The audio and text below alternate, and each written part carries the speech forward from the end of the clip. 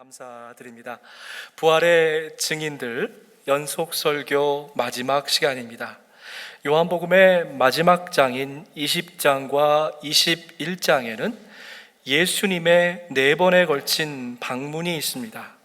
첫 번째 그 마리아를 만났던 사건을 제외하면 나머지 3번에 걸쳐서는 예수님이 집중적으로 사랑하는 제자들을 만나주고 계십니다. 우리가 읽은 말씀 첫 절부터 이 주님의 나타나심이 거듭된 방문이다, 연속된 방문이다, 그리고 의도적인 사건이었다는 것을 아주 강력하게 암시하고 있습니다. 그 뒤에 라고 하는 이 말씀은요, 바로 전장인 20장에서 예수님께서 제자들과 또 곧이어서 도마를 찾아주셨던 그 사건 이후에 라고 하는 말씀이죠. 디베랴 바다에서 다시 again 제자들에게 나타나셨다, 이렇게 말씀하십니다. 바로 이 다시라는 표현은 주님의 이 만남이 부활 후 첫 번째 만남이 아니라는 것을 분명하게 상기시켜 줍니다. 마치 오늘 읽은 말씀을 읽어보면 잘 쓰여진 희곡 각본 같아요. 1절과 2절에는 상황 설명이 나옵니다. 장소는 디베랴 바다고요, 시간은 늦은 밤부터 그 다음날 아침까지 이른 새벽까지의 시간입니다. 등장인물은 베드로와 도마, 나다니엘을 비롯한 다른 제자들, 이렇게 7명이 등장을 합니다. 참 이상한 게 있어요. 3절부터 이제 사건으로 들어가게 되는데 3절 말씀은 저희들이 쉽게 수긍하기 어려운 말씀입니다. 어떻게 시작하냐면 베드로가 이렇게 이야기합니다. 나는 이제 고기나 잡으러 가야겠다. 바로 이때 마치 다른 6명의 그 제자들이 베드로의 이 말을 기다리기라도 했다는 듯이 마치 이제 멍석을 깔아주니까 베드로를 따라서 일어나서 고기 잡으러 나가고 있는 그러한 상황입니다.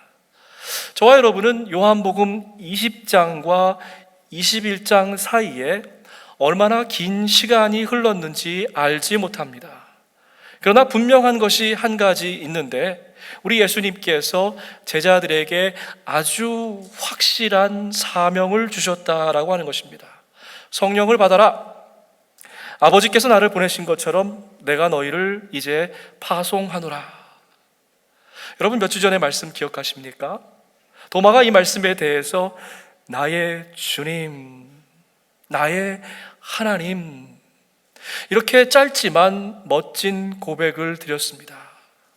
그렇다고 하면 여기서 지체하지 아니하고 주저하지 아니하고 망설이지 아니하고 좀 더 의미 있고 가치 있는 사역을 향해서 첫 발걸음을 내딛는 것이 마땅하지 않겠습니까? 그런데 주님을 만난 그 벅찬 감격도 다 뒤로 한 채 그저 옛 직장이었던 고기잡이로 다시 가게 되는 것입니다. 그래도 생명의 위협 가운데에 숨어져 있다가 이제 마음은 열고 밝은 세상으로 나온 것, 참 대단한 일인 것 같습니다. 샬롬.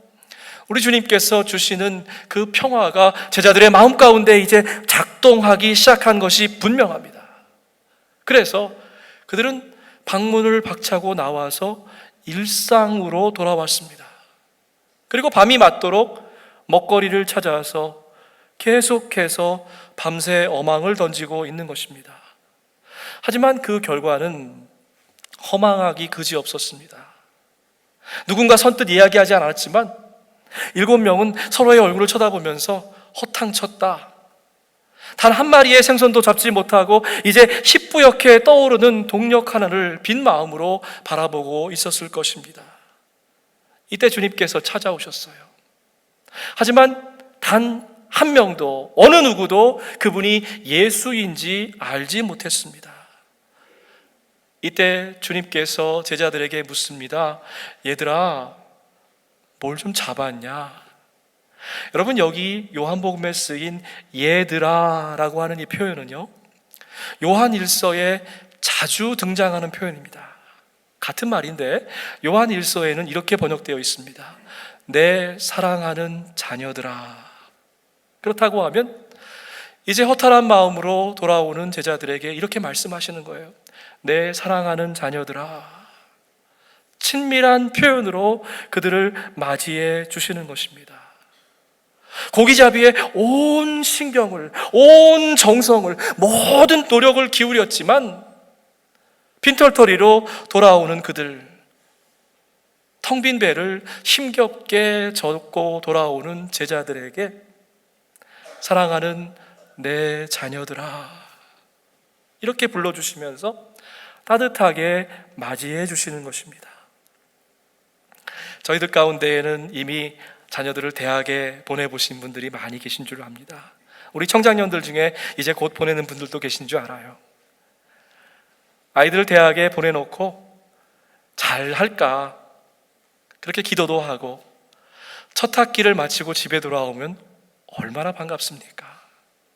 시집단 그 딸이 집에 찾아왔을 때 그 딸을 맞아주는 친정 식구들의 마음도 그럴 거예요. 먼 곳에 한국의 타주에 떨어져 있는 가족들을 버선발로 기다리는 심정일 것입니다. 얘들아, 사랑하는 내 자녀야, 뭐 좀 잡았냐? 제자들은 풀이 죽었어요. 기가 다 빠졌습니다. 영어 성경을 보니까 아주 짧게 대답합니다. No, nothing. 한 마리도 못 잡았습니다. 그물을 배 오른쪽에 던지거라. 그리하면 고기를 건질 것이다. 여러분, 이 말씀은 굉장히 이상한 말씀이에요.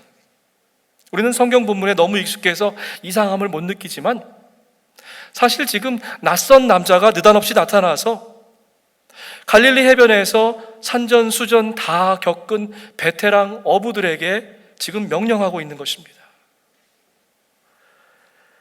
하도 확신에 찬 어조로 이야기하니까 한번 속는 셈 치고 그물을 던졌을까요? 아니면 믿져야 본전으로 무태 올라오기 전에 마지막으로 한번 그냥 던져봤을까요? 이유야 어쨌든 간에 시쳇말로 대박이 난 것입니다.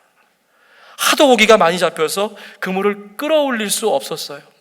도저히 그들이 타고 있는 작은 배에 담을 수 없기 때문에 그물을 끌고 이제 해안으로 오기 시작했습니다. 한 제자가 말합니다. 저분은 주님이시다. 베드로는 이 말을 듣고 화들짝 놀라서 옷을 두르고 바다를 향해서 첨벙 뛰어들었습니다. 오늘 읽은 본문을 바다 위에서의 이야기 그리고 육지에서의 이야기로 나눈다고 하면 여기까지가 전반부에 해당하는 장면입니다. 그런데 놀랍게도 다른 복음서를 읽어보면 이 앞부분의 이야기는 주님께서 제자들을 처음 불러주신 그 이야기와 정확하게 오버랩 되는 것입니다. 깊은 데로 나가서 그물을 내려서 고기를 잡아라. 선생님, 우리가 밤이 맞도록 수고했지만 한 마리도 잡지 못했습니다.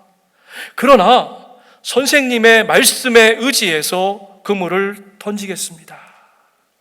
여러분, 이때 어떤 일이 벌어졌습니까? 깜짝 놀랄 일이 벌어졌습니다. 그들이 다 끌 수가 없어서 옆에 있는 뱃사공들에게 도움을 청해야만 했던 것입니다. 엄청나게 놀라운 이 경이로운 사건 앞에서 베드로는 예수님의 무릎 앞에 꿇고 이런 고백을 합니다. 주님, 저를 당장 떠나가 주십시오. 저는 죄인입니다. 하나님과 인간이, 성과 속이, 거룩함과 불완전함이 만나는 자리였던 것이죠. 사랑의 주님께서 베드로에게 하신 말씀을 오늘 다시 한번 기억하기 원합니다. 베드로야, 두려워하지 말아라. 이제 너를 사람 낚는 어부가 되게 할 것이다. 이어지는 말씀은 참으로 놀랍습니다. 평생을 바닷가에 살던 어부들이 그들의 삶의 터전이었던 조각배를 내동댕이 치고 모든 것을 다 버려두고 예수를 따랐다라고 기록하고 있습니다. 이처럼 주님과 제자들의 첫 만남은 드라마틱한 것이었습니다. 부활하신 주님을 만났던 이들이 그 첫 만남을 다 잊어버리고 이제 별 생각 없이 바닷가로 나간 거예요. 거기서 우리 주님을 다시 만납니다. 여러분, 과연 이 만남이 우연한 만남이었을까요? 성령을 받아라, 내가 다시 너를 사람 낚는 어부가 되게 할 것이다. 우리 주님은 무언의 대화를 통해서 그들이 주님을 처음 만났던 그 순간을 기억나게 하시는 겁니다. 그들의 첫사랑, 그들의 첫 고백, 그들의 첫 소망, 첫 사명을 기억나게 만들어 주시는 거예요. 이처럼 주님은 늘 언제나 먼저 우리에게 찾아와 주시는 겁니다. 힘들고 지친 자리, 더 이상 어찌할 바를 몰라서 풀썩 주저앉아 버린 그 자리, 너무 아프지만 작은 신음조차 목구멍에서 넘어나오지 않는 그 자리, 주님이 안 계시면 아무것도 할 수 없는 어찌할 바 모르는 그 광야, 제자들의 마음은 텅 빈 배보다도 더 공허한 마음으로 지금 육지를 향해 오고 있는 것입니다. 주님이 바로 그 자리, 그 공허한 자리, 그 자리에 먼저 오셨어요. 그리고 제자들보다, 아니 우리보다 먼저 우리의 고통을 감당하고 계신 겁니다. 그들이 땅에 올라와서 보니 숯불이 피워 놓았는데 그 위에 생선이 놓여 있고 빵도 있었다. 여러분, 이 짧은 구절에서 우리 주님의 절절한 사랑이 느껴지십니까? 설교는요, 화려한 언어에 있는 것이 아닙니다. 여러분들에게 깊은 지식을 전달하는 것도 아니에요. 말씀을 준비하는 사람이 먼저 주님의 은혜에 감동되어서 그 은혜를 나누는 것입니다. 사랑하는 내 자녀들아, 주님은 이 마음으로 제자들을 기다려주고 계십니다. 우리식으로 얘기하면 이런 것 같아요. 솥밥 벌어놓고요, 그리고 나서 뜸 들이면서 언제 우리 애가 오나 기다리고 있는 그런 마음인 것 같아요. 군불 지펴놓고 생선과 떡을 구워 놓는 어머니의 마음인 것 같습니다. 여러분, 말씀을 읽으실 때 주님이 어떤 마음이실까 생각해 보면 참 좋은 것 같아요.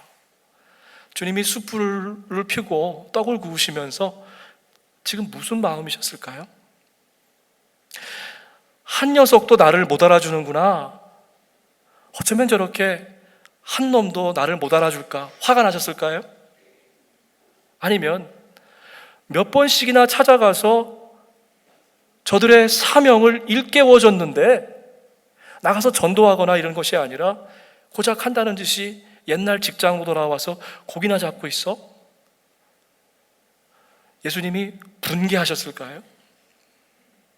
아니에요. 우리 예수님은 우리의 어떠함과 관계없이 우리의 손에 뭐가 쥐어졌나 중요한 게 아니라 어서 빨리 내 사랑의 식탁에 와라. 많이 힘들었지. 쉼과 안식을 누리거라. 이렇게 말씀하시는 것 같아요. 저도 힘들고 지칠 때 이 해변에 펼쳐진 예수님의 아름다운 식탁을 생각해 봅니다. 바닷가 위에 펼쳐진 향연을 상상해 봅니다. 여러분, 예수님의 식탁에는요, 우리가 성경을 얼마나 많이 아는지 또는 교회 안에서 얼마나 엄청난 사역을 했는지 그런 게 중요한 것 같지 않아요. 오늘 3부 예배 나오시는 여러분도 아마 그런 마음 나오셨을 겁니다. 주님, 저 여기 왔어요. 주님께서 담아주시는 따뜻한 밥 한 공기 생각나서 오늘 예배 자리에 나왔어요.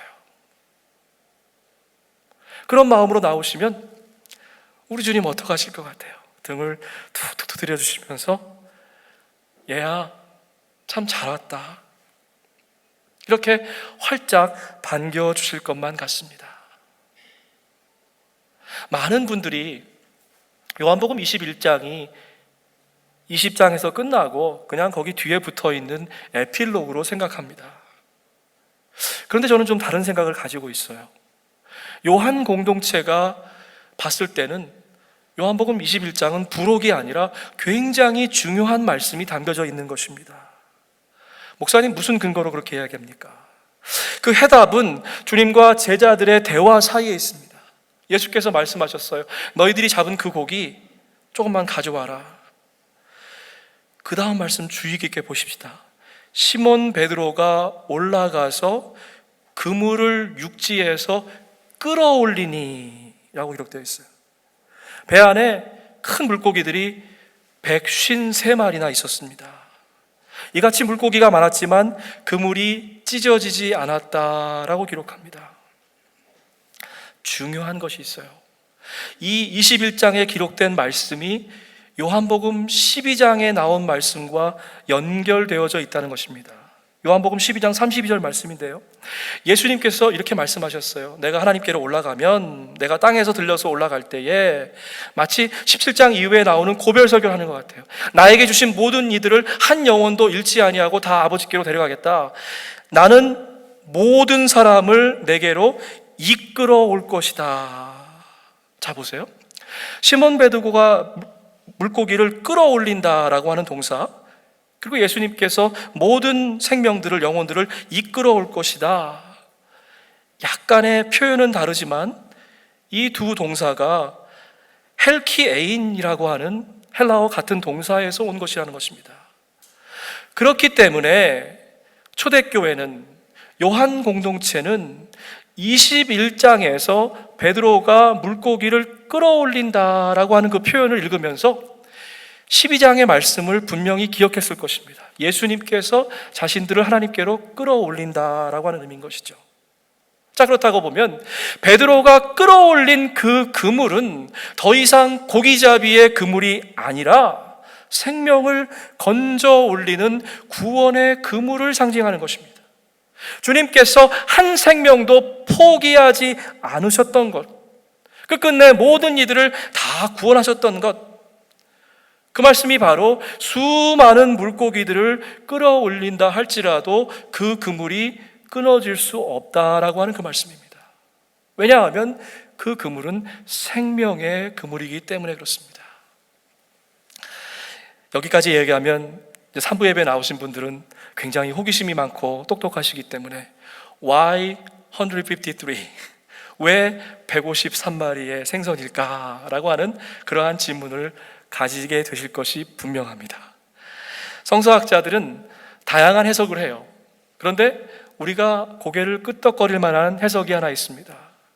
그것은 바로 그 당시 히랍 세계에 있어서 그 물고기 이름을 알 수 있는, 그래서 어종을 기록할 수 있는 물고기의 종류가 153종이었다라고 하는 것입니다. 그렇다고 하면 153마리라는 것은 숫자로 중요한 것이 아니라 모든 물고기를 가리키는 것입니다. 이 말씀은 다시 우리로 하여금 예수님께서 우리에게 주신 마지막 명령을 기억하게 합니다. 그러므로 너희는 가서 모든 민족으로 제자를 삼고 아버지와 아들과 성령의 이름으로 세례를 주고 내가 너희에게 명령한 모든 것을 가르쳐 지키게 하라. 우리 와싱턴 한인교회는 모든 민족, 모든 열방, 모든 족속을 향해서 열려져 있는 교회입니다. 주로 우리들이 코리안 아메리칸들이 모여서 한국말로 예배를 드리지만 우리의 가슴과 우리의 사명과 우리의 열정은 모든 민족 153마리의 물고기를 향해서 활짝 열려져 있어야 한다는 것이죠. 우리 와싱턴 한인교회가 지금 웨슬리홀을 재건축하고 있습니다. 여러분 불편하시죠? 공사 때문에 제가 베이스먼트를 통해서 이렇게 사무실로 가는데 정말 깜짝 놀랐어요. 우리 청장년들 수고 많이 하더라고요. 그 좁은 골목에서 아이들 픽업하고 거기서 음식 들고 왔다 갔다 하고, 이렇게 표현하면 죄송한데 꼭 난민 같더라고요. 그래서 제가 담임 목사로서 너무 마음이 괴롭고 아파요. 근데 여러분, 웨슬리홀을 재건축하는 것이 우리에게 지금 친교의 공간이 모자라서 더 좋은 스페이스를 만들려고 하는 것입니까? 아닌 것 같아요. 웨슬리홀 재건축을 통해서 다시 한번 우리 교회가 선교적인 사명을 깨닫고 모든 족속, 모든 열방을 향해서 복음을 전하는 복음의 선교적 기지가 되라고 그 건물을 우리에게 허락해 주신 것 같습니다. 이런 마음으로, 이런 믿음으로 우리의 그물을 던져 보십시다. 하나님께서는 분명 우리가 감당할 수 없을 정도로 수많은 영혼들을 우리 손에 붙여주실 거예요. 구원의 그물은, 생명의 그물은 주의 십자가 보혈로 사신 은총의 그물입니다. 중요한 게 있어요. 여러분, 그 그물은 절대로 빵꾸가 날 수 없습니다. 그 그물은 절대로 헤어질 수가 없어요. 절대로 끊어지거나 뚫어질 수가 없습니다. 왜요? 우리가 하도 촘촘하게 엮어놨기 때문에? 우리의 재능과 경험이 많기 때문에? 아니에요. 그 그물을 붙잡고 계신 분이 바로 예수 그리스도이시기 때문에 그래요. 우리의 생명을 포기치 않는 그분께서 생명의 그물을 던지셨기 때문에 그래요. 사랑하는 교우들에게 주님의 이름으로 간곡히 부탁드립니다. 여러분의 영혼의 그물에 반드시 4마리의 물고기를 담으십시다. 첫 번째 물고기는요, 벅찬 구원의 감격이 있는 예배인 것입니다. 언제부터 예배가 하나님의 택하신 자녀들에게 주신 특권이 아니라 그저 일주일에 한 번 나와서 자리를 메꿔야 되는 종교적인 의무가 되었습니까? 짧은 1시간의 예배 동안에 왜 우리 머릿속에 수많은 생각들이 이렇게 지나가는 것입니까? 예배를 인도하고 말씀을 전하지만 안타깝게도 오히려 목회자들이 예배에 은혜 못 받을 때가 있어요. 어떻게 하면 잘 매끄럽게 인도할까? 어떻게 하면 더 은혜를 끼칠까? 그럴 때마다 제가 생각나는 일화가 하나 있습니다. 어느 추운 겨울날 새벽이었어요. 저는 보통 새벽 예배 30분 전에 가서 준비를 하는데 한 청년이 눈보라치는 날이었어요. 발이 푹푹 빠질 정도로 눈이 많이 오는 날이었습니다. 교회 처마에 기대어서 추위를 피하고 있었어요. 형제님, 왜 이렇게 일찍 나왔어요? 아직 예배 시간도 안 됐는데. 그 청년의 대답이 이렇습니다.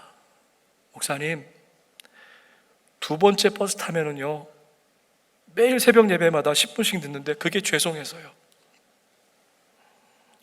오늘부터 저 차 타고 오기로 했어요. 그래서 제가 와서 40분, 50분 기다려도 좋아요.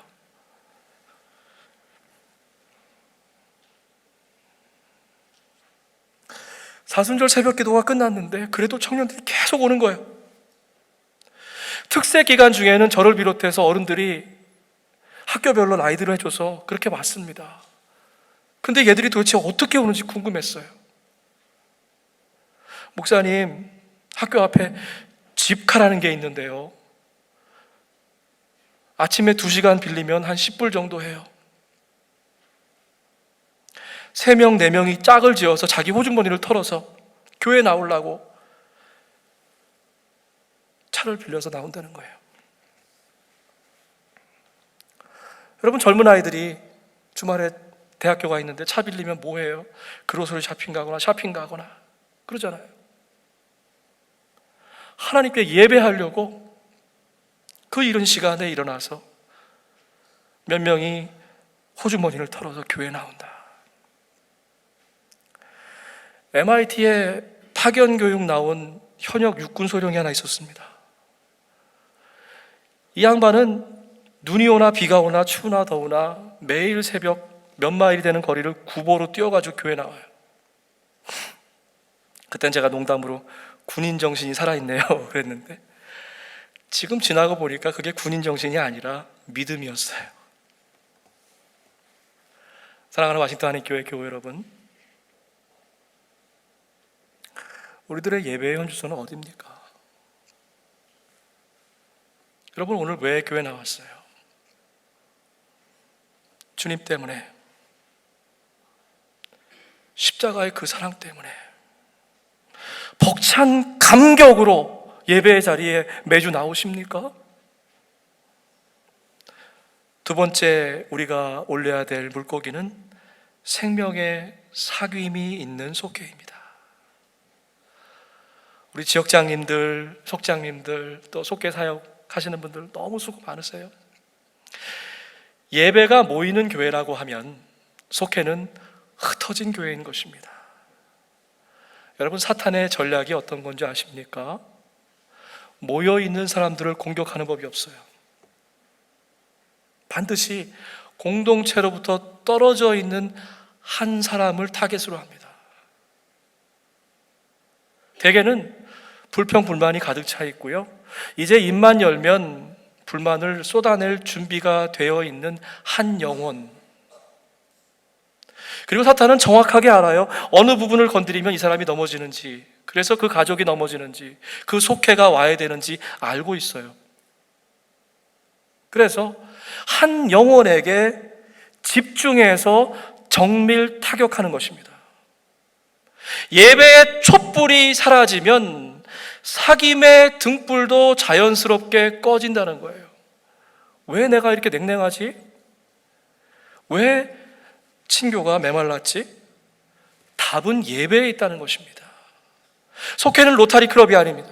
속회는 소풍 잔치도 아니에요. 서로의 아픔을 보듬어주고 가슴을 열어서 그분들을 위해서 중보하는 자리, 생명의 사귐이 있는 곳이 바로 속회인 것입니다. 예배와 속회. 그리고 세 번째로 건져 올려야 될 물고기는 온 교우가 참여하는 영성훈련입니다. 우리 지난 학기 동안 우리 목사님들께서 주일날 성경 공부를 열어주셔서 많은 분들이 참여해 주셨는데 참 감사합니다. 묵상과 기도는 아무리 강조해도 지나침이 없습니다.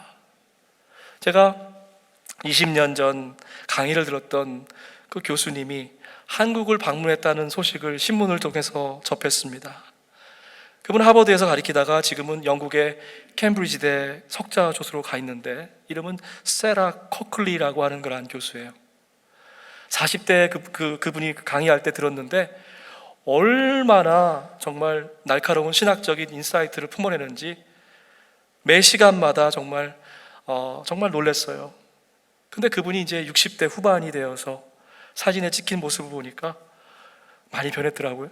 동네 할머니 같이 푸근한 그러한 인상으로 사진에 나왔더라고요. 인터뷰 내용도 평생을 신학을 하신 그 학자의 모습이 아니라 그저 제가 여러분들 속해 가면 믿음 좋은 그러한 분들이, 교우들이 이야기하는 간증 같은 그러한 이야기였어요. 인생의 여정에는 언제나 폭탄이 존재합니다. 그 고난과 역경을 기도로 이겨낸 사람은 겸손해집니다. 여러분, 날마다 기도하세요. 기도만큼은 당신이 인텔리인지 아닌지, 나이가 많은지 적은지, 당신의 신분이 어떠하든지, 교회에 얼마나 오래 다녔는지 상관이 없습니다. 다만 기도로 고난을 이겨낸 사람들의 마음에는 영적인 성숙함이 남아있게 됩니다. 참 생각해 볼 만한 이야기인 것 같아요. 커클리 교수가 그런 말을 한 적이 있어요. 기도할 때 하고 싶은 말 많겠지만 때로는 침묵으로, 또 때로는 겸손함으로 하나님이 거하실 수 있는 스페이스를 여러분의 기도 속에 마련하십시오. 여러분, 이것도 생각해 볼 만한 말이에요. 우리는 기도라고 하면 처음부터 끝까지 우리가 일방적으로 쏟아내는 것을 기도라고 하는데, 기도하시다가도 침묵으로, 휴밀리에이션으로, 겸손함으로 하나님이 일하실 수 있는 공간을 내어드리자라고 하는 것입니다. 위대한 신앙은 묵상과 기도, 이 영적인 훈련을 통해서만 가능한 것입니다. 스타벅에서 여러분 하루 문을 닫은 적이 있어요. 전국에 7,100개 되는 매장에다가 문을 닫고 그 앞에다가 써붙인 그 방이 참 기가 막힙니다. Great espresso requires practice. 다 샵마다 다른 맛이 나니까 하루 문을 닫았어요. 그때 스타벅이 입은 피해가 수백만 달러입니다. 자, 여러분, 우리의 일상적인 신앙생활에도 한번 문을 닫을 필요가 있어요. 그리고 점검해 볼 필요가 있습니다. 마지막으로 건져 올려야 될 물고기는 사명인데요, 이것은 내가 살아있다라고 하는 나의 존재를 재확인할 수 있는 사명인 것입니다. 멀리 가지 말고, 여러분 오늘 아침에 일어났을 때 가장 먼저 든 생각이 뭡니까? 양치질 하실 때에 오늘 내가 어떻게 살아야겠다고 결단하셨습니까? 잠자리에 누우실 때에 오늘도 나는 하나님께서 내게 맡겨주신 사명을 다 감당했다라고 자신 있게 이야기하시면서 잠자리에 드십니까? 주무시다가도 벌떡 일어나서 이것이 나에게 주신 사명이구나, 그렇게 생각하는 사명이 있으세요? 워싱턴 한인교회 선교 역사는 정말 어디다 내어놔도 부끄러움이 없는 자랑스러운 역사임에 분명합니다. 근데 제가 요즘 가끔 이런 말을 들어요. 목사님, 이제 제가 더 이상 몸으로 그 자리에 가서 사역은 하는 거는 못하겠어요. 여러분, 이렇게 말씀하시지 마십시다. 쓰지 않아서 녹쓰는 것이 아니라 마지막 순간까지 다 써서 달아 없어지는 그러한 삶이 되십시다. 얼마 전 장애우 예배 공동체를 위한 준비 모임을 가진 적이 있습니다. 제가 얼마나 기뻤는지 몰라요. 이렇게 다양한 방법으로 멀리 가지 않아도 바로 곁에서 우리에게 주신 사명을 감당할 수 있는 길들이 있습니다. 지금 여러분의 심장을 박동치하게 하는 것이 무엇입니까? 여러분의 맥박을 빨리 하게 만드는 그것이 무엇입니까? 밤이 맞도록 애써도 한 마리도 건지지 못하는 세상의 물고기입니까? 아니면 내게 붙여주신 그 소중한 한 명의 영혼인 것입니까? 제자들은 운삼기칠, 그저 자기들의 재능 한 70%, 거기다 그날 바람이나 물결, 운에 기대어서 물가로 나갔어요. 보기 좋게 허탕쳤습니다. 신앙은 재능이나 운에 기대어 있는 것이 아닙니다. 오로지 전폭적으로 주님의 은총과 값없는 은혜 때문에 저와 여러분이 여기 앉아 있는 것입니다. 아무런 성과도 내지 못하고 빈손으로 돌아오는 제자들에게 주님은 지금 따뜻한 초대를 해주시는 거예요. 와서 아침 좀 먹자. 여러분, 밥은 아무나 같이 먹는 것이 아닙니다. 식구가 되는 것이에요. 제자들의 마음은 너무나 죄송했어요. 주님을 알아보지 못했어요. 아무것도 건져 올린 것도 없습니다. 아무런 사역의 열매도 성과도 없었어요.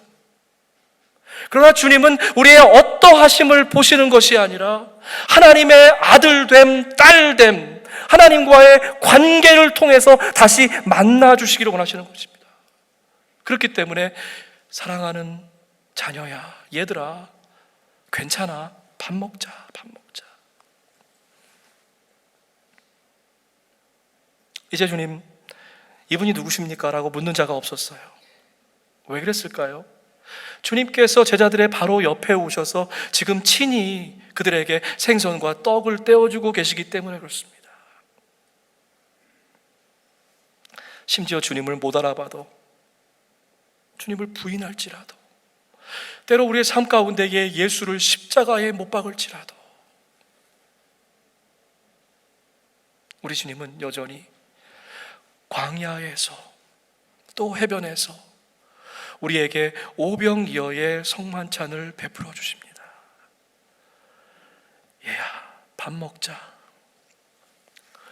교회는 주님의 몸된 성전입니다. 다양한 사람들, 모든 족속들, 153 모든 민족들이 초대되는 곳입니다. 그렇기 때문에 시끄러운 거예요. 그렇기 때문에 오해와 갈등이 있는 것입니다. 누군가 이 생명의 그물을 찢으려고 해도 그 구원의 그물에는 결코 구멍이 날 수 없는 것입니다. 왜요? 그 그물을 단단히 붙잡고 계신 분이 예수이기 때문에 그래요. 오늘 말씀을 마무리합니다. 주님 때문에 나와 내 가정은, 우리 속회는, 우리의 예배는, 우리의 기도는 이렇게 변했습니다. 먼 훗날 우리의 2019년 함께 아름답게 우리 워싱턴 한인교회에서 예배드렸는데 기억하시면서 주님 때문에 그때 그렇게 변했었지요? 이렇게 얘기하기를 원합니다. 예배와 속회, 훈련과 사명으로 그 짧은 말줄임표 땡땡땡, 그 빈 여백을 함께 채워나가십시다. 주님께서 여러분과 함께 하십니다. 교회는 하나님의 것입니다. 아멘. 함께 기도하십시다.